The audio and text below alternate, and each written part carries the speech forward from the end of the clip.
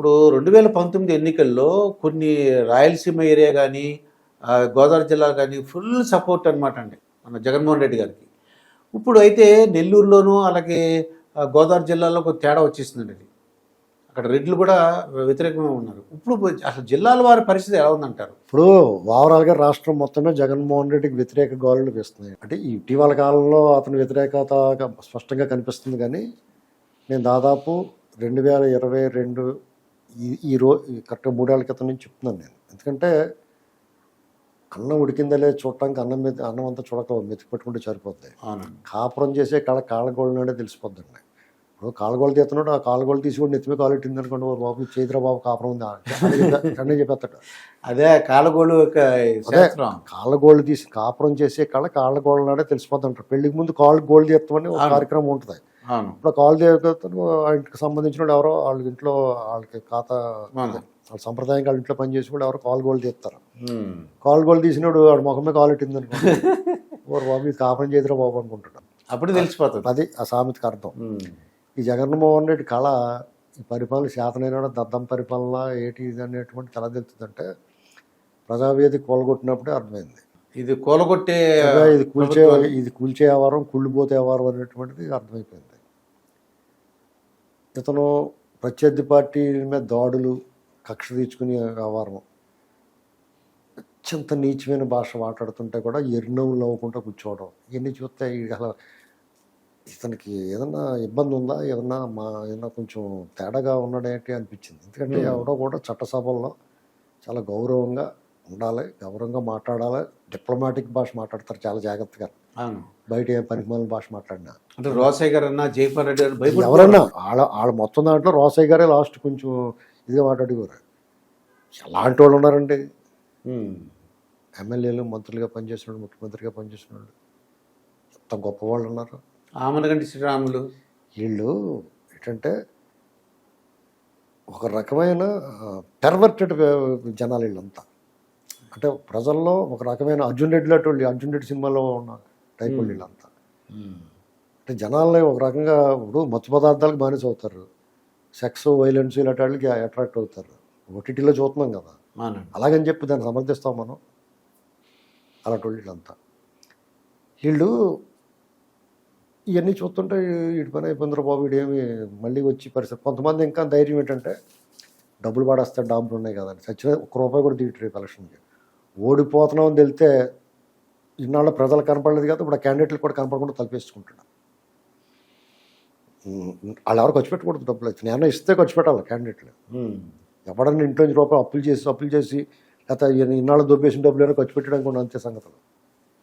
ఆయన పంపిస్తే అవి ఖర్చు పెట్టాలి. జిల్లాల వారీగా ఇది పరిస్థితి చెప్పమంటున్నారు మీరు.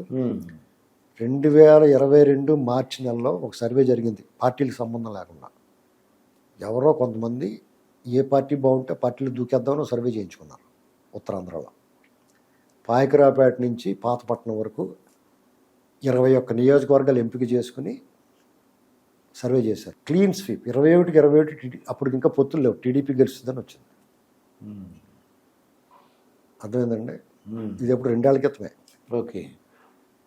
తర్వాత అదే ప్రతిఫలించింది పట్టభద్రుల ఎమ్మెల్సీ ఎన్నికల్లో, కళ్ళారా చూసాం మనం. అంతకుముందు మహానాడులో, ఒంగోలులో మహానాడు జరిగింది. ఇతని నిర్బంధం, పోలీసు దమనకాండ, దుర్మార్గం, అరాచకం అన్నీ నడుస్తుండగానే కనీసం వసతి, ఆ వేదిక ఏర్పాటుకు కూడా ఇబ్బంది కలిగిస్తే రైతులు అప్పటికప్పుడు ముందుకొచ్చి భూమి ఇచ్చి అక్కడ మహానాడు ఏర్పాట్లకి సహకరించారు. అది ఎంత సక్సెస్ అయిందంటే ఒక రకమైన ఊపుని, ఉత్సాహాన్ని, జోష్ని నింపింది పార్టీ. సేమ్ ఎన్నికల ముందు నెల్లూరు జిల్లా దాన్ని కొనసాగించి వీళ్ళందరికీ అది ఊపునిస్తే ఇది ఉత్సాహాన్ని ఇచ్చింది, అది జోష్ నింపితే ఇది నీదేరా ఈ రాజ్యం అనేటువంటి వాతావరణాన్ని పుష్ ఇచ్చినట్టయింది. ఏమంటే రాయలసీమ పట్టభద్రుల ఎమ్మెల్సీలు 2 ఎమ్మెల్సీలు గెలిచారు. అక్కడ పులివెందులో స్వయంగా ఆధిక్యత వచ్చింది టీడీపీ అభ్యర్థికి. లోకేష్ గారి పాదయాత్ర కూడా వర్కౌట్ అయింది అక్కడ. ఆయన ఎన్ని అడ్డంకులు పెట్టినా, ఏం చేసినా పాదయాత్ర ద్వారా అతను మేమేం చేసాము అనేటువంటి చూపించాడు, ఛాలెంజ్ చేసాడు. ఇతను చెప్పమనండి, ఒకటి మేము ఇది చేసామని చెప్పమనండి. గోదావరి జిల్లాలో ఎలా ఉందంటారు? గోదావరి జిల్లాల అవతల అసలు మీ 5 జిల్లా పాత 5 జిల్లాల్లో ఇలా సీనే లేదు. మేము చూశారు కదా ఆ బస్సు యాత్ర ఒంటికాయ సొంటి కొమ్ములో ఒక నిలబడతాడు, దండం పెడుతున్నాడు. చూడండి అనకాపల్లి దగ్గర. ఇక అతను ఊరికే ఈ మీడియాలో కొంతమంది మీడియాలో అతని దగ్గర డబ్బులు సూట్ కేసుల ద్వారా డబ్బులు తినేసిన వాళ్ళు మొహమాటానికి ఏం చేస్తారో, వాళ్ళ ఆదాయం ఎందుకు పోగొట్టుకుంటారో వాళ్ళు మాట్లాడతారు. భలే ఉందని గ్రీన్ మ్యాట్ వేసుకోవాల్సిన అవసరం ఏముంది. అతను సభలు ఇవాళ ఏంటంటే 2 ఏళ్ల క్రితమే పారిపోయారు అతని మీటింగ్ల నుంచి. విశాఖపట్నం జిల్లా అంటే విశాఖపట్నం కానీ, విజయనగరం కానీ, శ్రీకాకుళం కానీ, తూర్పు పశ్చిమ గోదావరి జిల్లాలో అతనికి ఒక 1 నుంచి 5 సీట్లు వస్తే లేవచ్చినీరా బాబు అనుకోవచ్చు. 1 నుంచి 5. కృష్ణా గుంటూరులో కొంచెం వీడు ముదురు కేసులు కాబట్టి కొంచెం ఇంకో 2-3 అక్కడ రావచ్చు. ఓకే అండి. ప్రకాశం నెల్లూరులో అడుగే పెట్టల క్లీన్ స్వీప్. రాయలసీమలో అతని సొంత గడ్డ, తన కుల కోట పులివెందుల్లో అతను గెలిచి బయటపడితే బతుకు జీవుడా బయటపడ్డానరా బాబు అనుకుంటాడు. అది పరిస్థితి ఇవాళ. రాబోయే రోజులు ఏమవుద్దో తెలియదు. ఎన్నికల 20 రోజుల ముందు బ్రతుకు జీవుడా అన్నట్టు ఉంది. బయటపడతాడా పడ్డా అనేటువంటి సందిగ్ధం, లోలకం అంటారు దీన్ని. గడియారంలో అటు ఇటు ఊగుతూ ఉంటుంది కదా లోలకం, అలా ఊగుతుంది. వెళ్తాడా ఓడిపోతాడా. వివేకానంద రెడ్డి గారు ఆత్మ ఎలా చూస్తూ ఉంది, ఎప్పుడు వస్తాడా పైకి, ఎప్పుడు ఓడిపోతాడో అప్పుడు మాయమైపోతామని. మీకు డిజిటల్లో చూపిస్తారు చూడండి, ఆత్మ అని ఇలా వెళ్ళిపోద్ది కదా. ఈ ఓడిపోయిన తర్వాత వెళ్ళిపోద్ది. అది అవినాష్ రెడ్డి అతను ఓడిపోయిన తర్వాత ఆ ఆత్మ గాలిలో కలిసిపోద్ది. అప్పుడు దాకా ఏదో మూల నిలబడి చూస్తూ ఉంటుంది అన్నమాట. ఎందుకంటే అది మామూలుగా చంపిరా. కాబట్టి అతని పని అయిపోయిందండి. మేకపోతే గాంభీర్యం లేకపోతే ఎంత సిగ్గు లేకపోతే వీళ్ళు సిగ్గు సర్వం మానవ మర్యాద అన్ని కాశీలు వదిలేసి వచ్చారు. అయ్యేం పడకూడదని ఒట్టెట్టుకున్నారు వీళ్ళంతా. సిగ్గుపడరు వాళ్ళు. ఇవాళకి రాయి తగిలిందని చెప్తున్నారు. నేను ఇప్పటికీ రాయి తగిలింది అనుకుంటలేదు. ఆ దండ ఏదో గుచ్చుకుని ఉంటుంది. ఇప్పుడు వాళ్ళు రాయి తగిలిందని చెప్పుకుంటున్నారు. ఆయన ఏమన్నా తీసుకెళ్ళి పాపం ఆ ఒప్పించేద్దామని చూశారు. ఏమి చేయలేక మళ్ళీ తీసుకొచ్చి ఇంట్లో వదిలేశారు. ఒక కొరోనా మరత లోపల వేసేసారు. మైనర్ ఇప్పుడు వాళ్ళు తగులుకుంటుంది బేరం ఎవరికి, ఆఫీసర్లకి. వీళ్ళు బాబు ఐఏఎస్లు జైల్లో పంపించారు, ఇతను ఐపీఎస్లు పంపిస్తాడు. ఇది ఖాయం. అది వాళ్ళు బుద్ధి ఉండాలా. ఇప్పుడు వాడు వదిలేరా అంటే వదిలేయచ్చు, అంతేగాని ఆ కావాలని పట్టుకొచ్చేసి ఇతను అరాచకాలని వాళ్ళ చేతులతో చేస్తుంటే బుక్ అయిపోరాళ్ళు. ఇలాంటి పరిస్థితుల్లో అతను సిగ్గు లేకుండా ఇంకా 4 రోజులు 5 రోజులు అయింది రాయి తగిలింది అంటున్నాడు కదా. ఆ స్టిక్కర్ తీయట్లేదు. ఎన్నాళ్ళు అంటే షుగర్ జబ్బు ఉన్నవాడు కూడా 5-6 రోజులు మాయమైపోతుంది గాయం. చక్కెర వ్యాధి ఉంటుంది కదా. ఎవడన్నా ఏమన్నా అనుకుంటాడన్నా లేదేంటి వాళ్ళకి. మొన్న మా మనవాడు ఎంత ఉంటాడు, ఆడు మంచం మీద దూకేస్తే ఇక్కడ ఇలా దెబ్బలు హిందడికి. డాక్టర్ ప్లాస్టర్ వేస్తుంటే కూడా ఆడేసుకుంటున్నాడు. మామూలుగా పిల్లలు బేరమని పెంట చేస్తారు కదా. అవునండి. మీకు కావాలంటే ఫోటో పెడతాను, కాళ్ళు చూపించుకోండి. ఇంచగా ఆడుకుంటున్నాడు. ఎద్దులో ఉన్నట్టు కదా వీళ్ళు ఏంటండి, తాడి చెట్టులో ఉన్నారు ఒక్కొక్కరు. అదేదో పెద్ద పాము గరిచినట్టుగానే. చీమ గరితానికి పాము గరితానికి తేడా లేదండి. చీమ గరిచినా సురుక్కుమంటుంది. అవును. అప్పుడు 4 పేజీలు వదిలేస్తాం. పాము గరితే కొంచెం ప్రమాదం. ఇది చీమ గరిచినట్టు కూడా కాదు. దీనికి ఎంత సిగ్గేయాలి కదా. దాన్ని సమర్థించే వాళ్ళు కూడా ఆలోచించాలి కదా. ప్రజలైతే నవ్వుకుంటున్నారు, అవహేళంగా చూస్తున్నారు. ఈ స్టిక్కర్లు వేసుకుంటే జనాలు వస్తారు చూస్తాను, కానీ పేటలో ఉన్నావు కోటలో ఉన్నావు ఒకటేరా బాబు నువ్వు, నేను చూడాల్సిన అవసరం లేదని ఎవరు రావట్లేదు. ఇక కర్నూలు, అనంతపూర్, కడప ఇవన్నీ కూడా ఎలా ఉన్నాయంటారు జిల్లాలో? కర్నూలు, కడపలో అతనికి గత ఎన్నికల్లో, చిత్తూరు కూడా దాదాపు 20 ఏళ్ళ నుంచి వాళ్ళ హవా నడుస్తుంది. చిత్తూరు, కడప, కర్నూలు. రాజశేఖర రెడ్డి ఉన్నప్పుడు 2004 నుంచి టీడీపీ పూర్ పెర్ఫార్మెన్స్. ఈసారి ఇన్నిసార్లు ఈ మొఖాలను చూసిన తర్వాత మళ్ళీ ఎందుకు వేస్తారండి ఓటళ్ళు? 2004, 2009, 2011 బై ఎలక్షన్లో, 2012 బై ఎలక్షన్లో, 2014, 2019 ఇన్ని ఎలక్షన్స్లో ఆ మొఖాలకు ఓట్లు వేసారు వీళ్ళు. వాళ్ళు ఎందుకు వేస్తారు? ఎన్నాళ్ళు వేస్తారు?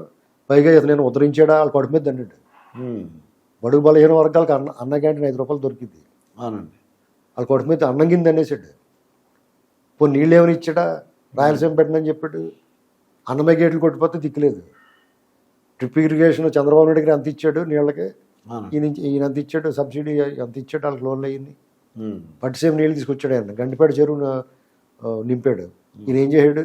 అలాగా పైగా తిరుమల తిరుపతి దేవస్థానం అంత గొప్ప దేవస్థానం, అక్కడ ధర్మారెడ్డి అన్నం వండి పెట్టి రాజకీయ కార్యకలాపాలు చేస్తున్నాడు. అందరికి పైరు వెలికి వాళ్ళు లడ్డుండలు గట్ట ఇచ్చేసి దేవుడి ప్రసాదం వాళ్ళు ఇల్లు పెట్టేసుకుంటున్నాడు అందరినీ వచ్చిన వాళ్ళందరినీ. వీళ్ళ బాగోతాలన్నీ జనం ఎత్తు కూరుకుంటారండి. ఈసారి అతను కని విని ఎరగని దారుణమైన ఘోర పరాజయము పరాభవం పాలవుతాడు. ఎన్ని రావచ్చు అంటారు సీట్లు మొత్తం స్టేట్ మొత్తం? నేనైతే 9 సీట్ల కన్నా దాటాలనుకుంటున్నాను. అతను మొత్తం ఓవరాల్గా సింగిల్ నెంబర్ సింగిల్ డిజిట్లో హయ్యెస్ట్ నెంబర్ 9 అది దాటడు ఇప్పుడున్న పరిస్థితుల్లో. ఇతను ఏమన్నా అది దాటడం అంటే జరిగితే ఆ బీజేపీ పెట్టిన పెంట వాళ్ళు ఇంకో 3-4 పెరుగుతాయి. మొత్తానికి అయితే దారుణంగా ఉంది పరిస్థితి అండి, భయంకరంగానే ఘోరంగా. నేను అందుకు చెప్తున్నాను, రూపాయలు ఖర్చు పెట్టద్దురా బాబు మీరు ఎవరున్నా, నేను ఎత్తే ఖర్చు పెట్టుకున్నా అని చెప్తున్నాను. సూచనగా తీసుకోవాలి, సలహాగా తీసుకోవాలి. అలాగే చెప్తారులే అనుకుంటే ఒకసారి నువ్వు పోలీసులు గట్టా లేకుండా అందాక నీ 10 మంది గ్యాంగ్ని వేసుకుని వెళ్ళి ఓట్లు ఏమని అడుగు చెప్తారు. నువ్వు రూపాయి ఇచ్చి 100 రూపాయలు దొబ్బేస్తున్నావు అన్న సంగతి అందరికీ అర్థమైంది. ఓ 10 రూపాయలు ఇచ్చి 100 రూపాయలు పోతున్నాయండి. అదే 10 రూపాయలకి 100 కాదు, రూపాయికి 100 రెట్లు. ఓకే, రూపాయి 10కి 100 కాదండి, రూపాయికి 100. రూపాయికి 100. అంటే వ్యాపారస్తులు అందరూ వ్యతిరేకంగా ఉన్నారు. వ్యాపారస్తులు మీ సమస్త సకల జనులు ఇతను వ్యతిరేకంగా ఉన్నారు. ఇతను ఏమనుకుంటున్నాడంటే నేను పథకాలు ఇస్తున్నాను కదా, డబ్బులు వేస్తున్నాను కదా, నువ్వు బాబు సొమ్ము ఇచ్చావా అంటున్నారు వాళ్ళు. ఒక రకంగా ఇంకా తీసుకున్న వాళ్ళు వేస్తామంటలేదు, వేసి వాళ్ళు ఎలా చేస్తారా, నువ్వు ఏవో పని వేస్తారు వాళ్ళు. వాళ్ళు అచ్చ నీ మనస్తత్వం లాంటి ఉన్న వాళ్ళే ఉంటారు డెఫినెట్గా.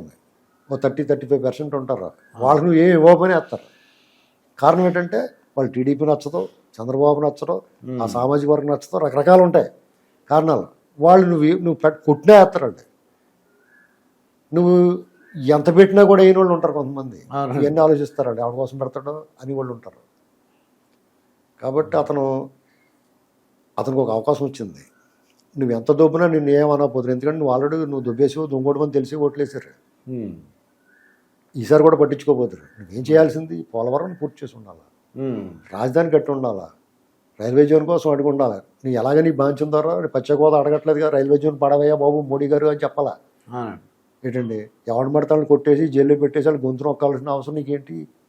నువ్వు వాళ్ళ మీద విజయం సాధించడమే వాళ్ళకి పరాభవం కదా. మళ్ళీ ఇంకోసారి గెలవడం అంటే ఇంకా రాజకీయ ఉనికి లేకుండా పోను కదా. నువ్వు అనవసరంగా నువ్వు సమాధిలోకి వెళ్ళిపోయిందని లేచి కూర్చోబెట్టు. ఇప్పుడు వాళ్ళు నేను కబళించేస్తారు. నీ ఆచూకీ ఆనవాళ్ళు కూడా ఉన్నవారు వాళ్ళు. రేపు పొద్దున నువ్వు ఎలా చేయాలో చెప్పు. ఇన్నాళ్ళు మాలాటోళ్ళు ఏమంటాం, తప్పని చంద్రబాబు గారు మీరు అలా చేయకూడదని చంద్రబాబు గారు సాఫ్ట్ టార్గెట్ కదా, అలాంటి కూడా మాట్లాడేస్తారు. ఇప్పుడు వాళ్ళకి అలా మాట్లాడతారు కప్పుకుండదు, ఎగిరెగిరి దాన్ని వేస్తారు. ఏం చేస్తారు ఇప్పుడు ఈ ఆఫీసర్లు ఎరా నువ్వు అప్పుడు ఎలా చేసి పిల్ల చేస్తున్నట్టు అంటారు. ఏమంటారు? ఆ సంఘాలు నోరు మూసి కూర్చోవాలా.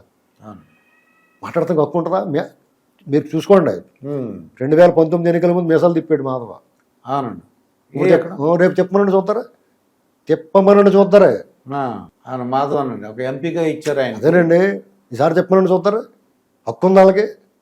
ఇంత అరాచకం చేసి అన్యాయం చేసి దుర్మార్గం చేసి దుష్టులకి కాపాడి దుష్టులు వెనకాల ఉండి ఒక దళితుని చంపి ఇంటికి డోర్ డెలివరీ ఇస్తే అండి పక్కన కూర్చోబెట్టుకున్న వాళ్ళకి ఒత్తాస పలికి వాళ్ళు బూట్లు లాగితే తిప్పి అధికారం హక్కు ఉంటుందా మీకు? ఇవన్నీ అడుగుతాం. వీళ్ళని ఎలా తట్టుకుంటారో చూద్దాం.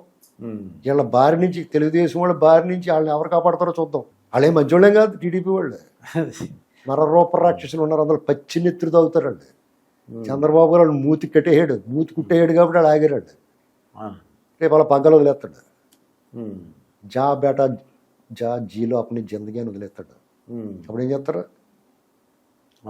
ఆయన ఎన్నాళ్ళో కుక్క కరిసిందని మనం కరుతావా అని కూడా కుక్క కరిసింది కాబట్టి వాళ్ళ యజమాని కరవంటరా అని వదిలేస్తాడు. అంతే కదా, అవుట్. ఒళ్ళు దగ్గర పెట్టుకుని జాగ్రత్తగా ప్రజాస్వామ్య పద్ధతిలో నోరు సంభాళించుకుని వ్యవహారం చేసుకుంటే ఉనికి ఉంటుంది. ఇదండి శ్రీనివాసరావు గారితో జరిగిన ఇంటర్వ్యూ. మరొక ఇంటర్వ్యూతో మీ ముందుంటాను. మీ మాస్టర్ దుర్గాప్రసాద్.